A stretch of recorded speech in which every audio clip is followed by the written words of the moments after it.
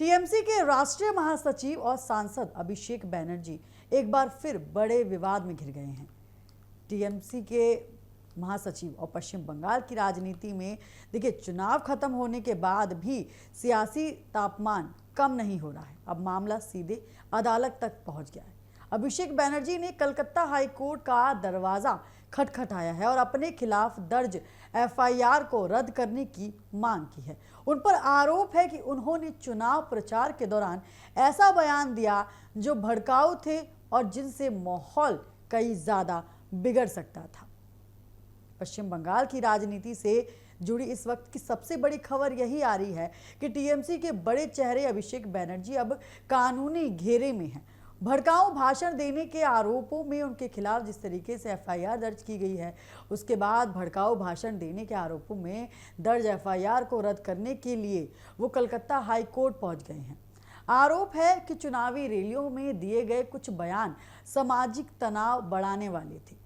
इस बयान में केंद्रीय गृह मंत्री अमित शाह पर की गई टिप्पणियां भी शामिल बताई जा रही हैं।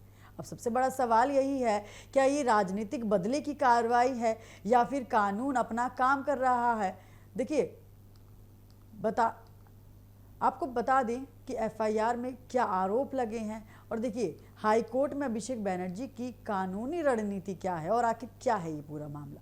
देखिए, पश्चिम बंगाल विधानसभा चुनाव के दौरान राजनीतिक बयानबाजी अपने चरम पर थी। टीएमसी और बीजेपी के बीच तीखी जुबानी लड़ाई देखने को मिली और उसी बीच अभिषेक बनर्जी ने कई चुनावी सभाओं में ऐसे बयान दिए जिन पर विवाद खड़ा हो गया। एक सामाजिक कार्यकर्ता की शिकायत पर पुलिस ने एफआईआर दर्ज की। शिकायत में आरोप लगाया गया कि अभिषेक बनर्जी के भाषणों से लोगों की भावनाएं भड़क जाती थी। इससे कानून व्यवस्था उसको बिगड़ने का खतरा बताया जा रहा था और शिकायतों में उनके कई भाषणों का जिक्र किया गया है जो अप्रैल और मई के बीच चुनावी प्रचार के दौरान किए गए थे। आपको बता दें कि एफआईआर में क्या आरोप हैं। एफआईआर में दावा किया गया है कि चुनावी मंच से दिए गए कुछ बयान उकसाने वाले थे, जिनमें राजनीतिक विरोधियों पर तीखे हमले और कथित तौर पर भड़काऊ टिप्पणियां शामिल थी। शिकायतकर्ता ने आरोप लगाया है कि इस तरह के भाषणों से सामाजिक बिगड़ता है और उसके बाद पुलिस ने इसी आधार पर मामला दर्ज करा और सूत्रों के मुताबिक एफआईआर में गैर जमानती धाराएं भी जोड़ी गई और यही वजह है कि मामला अब और भी ज़्यादा गंभीर होता हुआ लगातार नजर आ रहा है। और सबसे बड़ा सवाल यही है कि अभिषेक बनर्जी ने हाई कोर्ट का दरवाज़ा आखिर क्यों खटखटाया। अभिषेक बनर्जी का कहना है कि यह एफआईआर राजनीतिक दुश्मनी से प्रेरित है और उनकी दलीलें हैं कि चुनावी भाषणों को तोड़ मरोड़ कर पेश किया गया है। साफ तौर पर यह कहा गया, हालांकि जिस तरीके के बयान अभिषेक बनर्जी ने चुनाव के दौरान दिए थे वो पूरे देश ने देखे थे। किस तरीके से उन्होंने देश के गृह मंत्री अमित शाह को खुले तौर पर चुनौती दी थी और किस तरीके के उनके बयान निकलकर साफ तौर पर आए थे और अब वही बयान कहीं ना कहीं अभिषेक बनर्जी पर भारी पड़ते हुए नजर आ रहे हैं। उन्होंने अदालत से मांग की है कि एफआईआर को रद्द किया जाए क्योंकि मामला राजनीतिक प्रतिशोध का हिस्सा है। देखिए, मामले की सुनवाई जस्टिस सौदागर भट्टाचार्य की अदालत में हो सकती है और बीजेपी का हमला है। देखिए, बीजेपी ने इस पूरे मामले पर टीएमसी को घेरने की शुरुआत कर दी है। बीजेपी नेताओं का कहना है कि चुनाव के दौरान लगातार उकसाने वाले जिस तरीके से भाषण सामने आए, जिस तरीके की भाषा का यहाँ पर इस्तेमाल किया और अब जब मामला अदालत तक पहुँच गया तो टीएमसी खुद को पीड़ित दिखाने की कोशिश कर रही है। बीजेपी नेताओं ने कहा है कि कानून सबके लिए बराबर है और जांच निष्पक्ष होनी चाहिए। वहीं यहाँ पर टीएमसी भी लगातार पलटवार कर रही है और टीएमसी इस तरीके के आरोप लगा रही है कि कहीं ना कहीं अभिषेक बनर्जी को यहाँ पर टारगेट किया जा रहा है। वहीं टीएमसी ने इसे राजनीतिक बदले की कार्रवाई बताई है। पार्टी नेताओं का कहना है कि चुनाव खत्म होने के बाद विपक्ष को डराने की कोशिश हो रही है।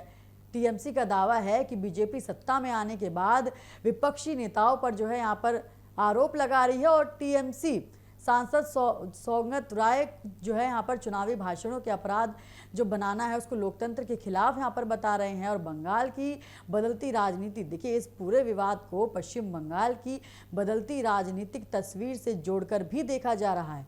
हाल ही में हुए विधानसभा चुनाव में बीजेपी ने बड़ी जीत हासिल की और पहली बार राज्य में बीजेपी सरकार बनी, जिसके बाद राज्य की राजनीति में लगातार टकराव बढ़ता दिख रहा है।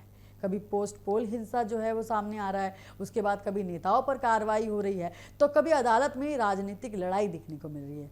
अब अभिषेक बैनर्जी पर फिर एफआईआर का जो है मामला यहाँ पर सामने आया है और इसी सियासी संघर्ष का हिस्सा जो है वो माना जा रहा है। और देखिए यहाँ पर कानूनी जांच क्या कह रही है। कानूनी विशेषज्ञों के मुताबिक अगर किसी भाषण से सार्वजनिक शांति भंग होने की आशंका हो तो पुलिस एफआईआर दर्ज कर सकती है, लेकिन अदालत ये भी दिखाती है कि भाषण का पूरा संदर्भ क्या था। क्या वास्तव में हिंसा जो है भड़काने की मंशा यहाँ पर थी या फिर ये सिर्फ एक राजनीतिक बयानबाजी थी। यही वजह है कि अब सबकी नज़र हाई कोर्ट की सुनवाई पर टिकी है। और देखिए क्या हो सकता है आगे।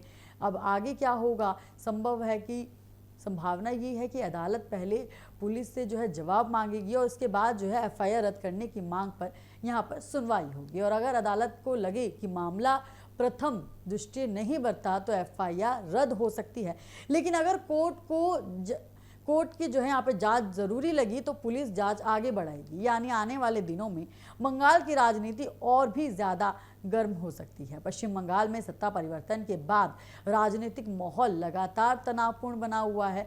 अब अभिषेक बैनर्जी पर दर्ज एफआईआर ने इस टकराव को और ज़्यादा यहाँ पर तेज कर दिया है।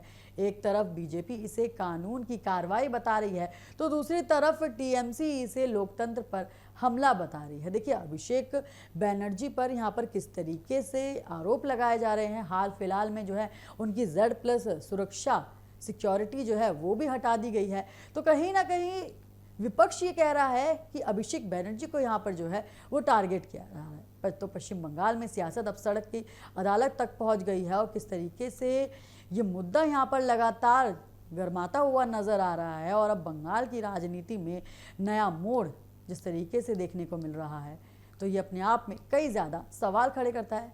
लेकिन आगे ये देखना होगा कि आखिर किस तरीके से बंगाल चुनाव आगे क्या रंग यहाँ पर लाता है, किस तरीके से बीजेपी सरकार जो है यहाँ पर किस तरीके की आगे कार्रवाई यहाँ पर करती है।